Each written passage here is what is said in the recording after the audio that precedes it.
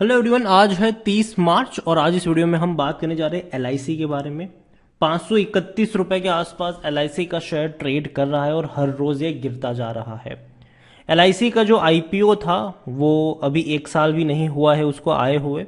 950 रुपए का इसका आईपीओ प्राइस था। अच्छा खासा रिस्पॉन्स नहीं मिला, लगातार गिरता गया और अभी जिस प्राइस पे ट्रेड कर रहा है वो इसके अब तक के सबसे निचले लेवल पर है। ये वीडियो में बातचीत करेंगे कि गिरावट की वजह क्या है, खरीदारी के मौके बनेंगे या फिर और फर्दर करेक्शन देखने को मिलेगा। वीडियो को शुरू करो उससे पहले अगर आपने अभी तक चैनल को सब्सक्राइब नहीं किया है तो प्लीज अभी इसे सब्सक्राइब कर लीजिए, क्योंकि आगे भी बहुत सारे वीडियोस हैं जो आपको काफी ज्यादा हेल्प करेंगे।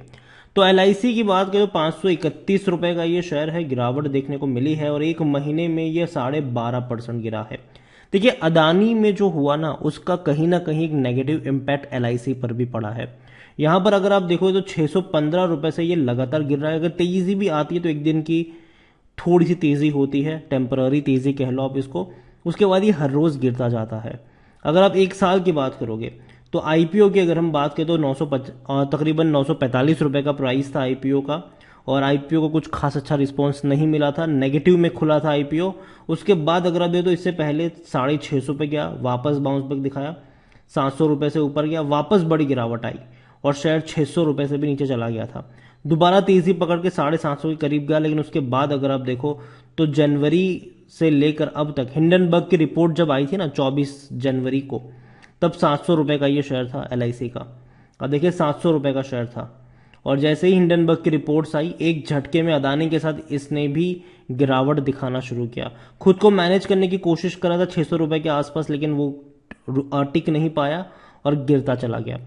पहले जो गिरावट थी वो अदानी की वजह से थी, अभी की जो गिरावट है उसकी अलग वजह है। दो वजह है। सबसे पहली वजह यहां पर कि जिस तरीके से जब बजट अनाउंस हुआ और बजट अनाउंस होने के बाद जिस तरीके से 80C को हटाया गया, कहीं ना कहीं इंश्योरेंस सेक्टर के लिए वो उतना पॉजिटिव साइन नहीं था। एलआईसी का जो सबसे बड़ा बिजनेस है वो इनका इंश्योरेंस का बिजनेस है। भारत की सबसे बड़ी इंश्योरेंस कंपनी है ये, और अगर लोग कम इंश्योरेंस लेंगे तो कहीं ना कहीं अफेक्ट होगा यहाँ पर। और दूसरी बड़ी बात यहाँ पर यह भी है, इंश्योरेंस में ही अगर हम बात करें तो, कि कंपनी एक वक्त में काफी बड़ा मार्केट शेयर रखती थी। अभी पता है क्या हो रहा है कि इतनी सारी कंपटीशन यहाँ पर आ चुकी है ना कि एलआईसी का जो मार्केट शेयर है वो धीरे धीरे कम होता जा रहा है और बड़े बड़े प्लेयर्स एंट्री कर रहे हैं, बड़े बड़े प्राइवेट प्लेयर्स एंट्री कर रहे हैं, जो इनके लिए खतरे की घंटी है। हालांकि सबसे बड़ी कंपनी तो यही बने रहेंगे लंबे समय तक, लेकिन मार्केट शेयर कम तो हो रहा है ना इनका, तो वो एक कंसर्न है। दूसरी बड़ी बात पता है क्या है कि एलआईसी भारत का सबसे बड़ा इन्वेस्टर भी है, और जब पूरा बाजार गिर रहा हो तो एलआईसी का इन्वेस्टमेंट भी गिरता है। जैसे कि अदानी की ही मैं एग्जांपल लेकर बताऊं तो अदानी में एलआईसी का जो इन्वेस्टमेंट था, ठीक है, अब अदानी के शेयर टूट के बिखर गए तो एलआईसी का भी तो इन्वेस्टमेंट गिर गया ना वहां पर। तो उस तरीके से जो एलआईसी है उसका बाकी जगहों में भी इन्वेस्टमेंट है, वहां पर भी गिरावट देखने को मिली है क्योंकि पूरा बाजार ही गिर रहा है। तो दिक्कतें हो रही है, इनका जो भैया टोटल इन्वेस्टमेंट है वो कम हो रहा है और यही वजह है कि सपोर्ट कहीं बन नहीं रहा। जनवरी से लेकर अब तक 25% तक टूट चुका है एलआईसी का शेयर, काफी बड़ी गिरावट कह सकते हो आप इसको। वॉल्यूम्स अगर देखेंगे तो 22 लाख के आसपास के देखने को मिल रहे हैं। एलआईसी में अगर हम देखें तो 50% का है ये। 50% लोग कह रहे हैं खरीदारी करो according to Moneycontrol user, 50% लोग कह रहे हैं बेच के निकल जाओ। यहाँ पर कंपनी में अगर आप देखोगे डिविडेंड की अगर मैं बात करूं तो जनरली एक्सपेक्टेशन ज्यादा थी, क्योंकि देखो जो सरकारी कंपनी बहुत ज्यादा पैसा बनाती है, बहुत ज्यादा रेवेन्यू कमाती है, प्रॉफिट कमाती है, वो बड़ा डिविडेंड पे करती है, ये हम मान के चलते हैं, ठीक है। लेकिन एलआईसी में ये चीज गलत साबित हुई। एलआईसी ने पिछले साल सिर्फ 1.5 रुपए का डिविडेंड पे किया, सिर्फ 1.5 रुपए का, जो कि बहुत कम है, क्योंकि एलआईसी अगर आप देखोगे तो भैया पैसा तो कमा रही है। अब यहाँ पर एलआईसी का जो रेवेन्यू है और प्रॉफिट अगर आप देखो यहाँ पर कितना है, 15,000 6,000, तो प्रॉफिट बहुत ज्यादा है इनके। लेकिन दिक्कत पता है क्या है, रेवेन्यू अगर आप देखो तो पहले 5,11,000 करोड़ के क्वार्टरली रेवेन्यू थे, वो टूट के अभी 2 लाख करोड़ के आसपास क्वार्टरली रेवेन्यू देखने को मिल रहे हैं।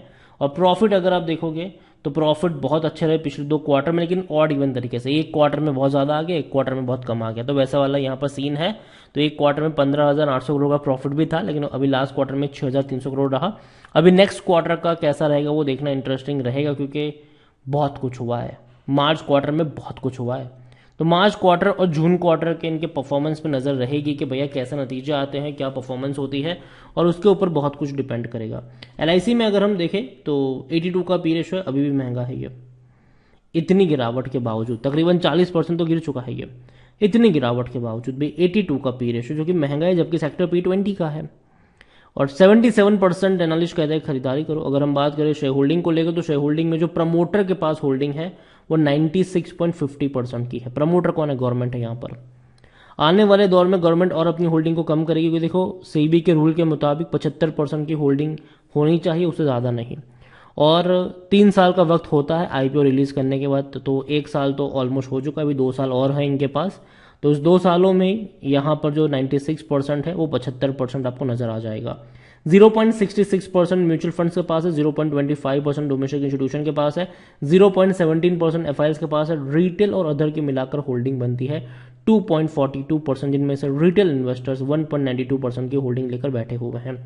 ओवरऑल मैं कहूँगा एलआईसी में, ये देखो एलआईसी में सबसे बड़ी प्रॉब्लम पता है क्या है, कि गवर्नमेंट का कुछ ज़्यादा इंटरफियरेंस है यहाँ पर। कि गवर्नमेंट ने, जैसे कि आईडीबीआई बैंक बर्बाद हो रहा था, ठीक है, तो एलआईसी को चिपका दिया गया, ठीक है, बहुत बड़ी क्वांटिटी एलआईसी ने खरीदारी करी, और तब जब खरीदारी करी थी तो वो 62 रुपीज़ पर शेयर की कीमत से खरीदारी करी थी। आज आईडीबीआई बैंक 50 रुपये से भी नीचे ट्रेड कर रहा है, अभी भी वो रिकवर नहीं कर पाया है, और इवन नेगेटिव में कह लो आप यहाँ पर। और अभी भी हिस्सा बेचने की कोशिश करें लेकिन कुछ हो नहीं पा रहा है, और अगर बेच भी रहे हैं तो भैया लॉस में ही बेच रहे हैं वो लोग।